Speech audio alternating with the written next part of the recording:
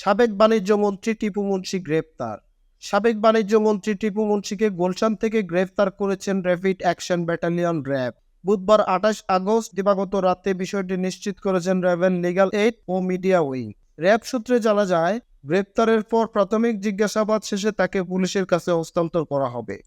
৫ August ছাত্র জনতার আন্দোলনের মুখে শেখ হাসিনা পদত্যাগ করে ভারত পালিয়ে গেলে পরদিন ৬ আগস্ট রাষ্ট্রপতি সংসদ ভেঙে দেন। ফলে তিনি সংসদ সদস্য পদ হারান। তার বিরুদ্ধে বৈষম্য বিরোধী ছাত্র আন্দোলনের শিক্ষার্থী ও শ্রমিক নিহতের ঘটনা গাজীপুর ও রংপুরে হত্যা মামলা করা হয়েছে। তবে তাকে কোন মামলায় গ্রেপ্তার করা হয়েছে তা এখনো নিশ্চিত করেনি র্যাব। গত ২২ আগস্ট টিপু মুনশির স্ত্রী আইরিন মালবিকা মুনশি, মেয়ে তানিয়া অনন্যা মুনশি ও তৃষা মুনশির ব্যাংক অ্যাকাউন্ট জব্দ করে বাংলাদেশ ব্যাংকের আর্থিক গোয়েন্দা সংস্থা Bangladesh financial intelligence unit BFIU।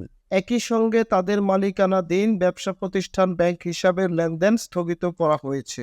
উল্লেখ্য, টিপু মুনশি রংপুর ৪ আসনের পীরগাছা কাউনিয়ার সাবেক সংসদ সদস্য।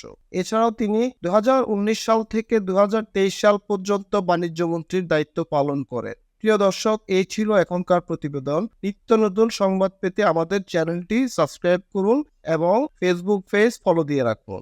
Text report, BE news, Dhaka.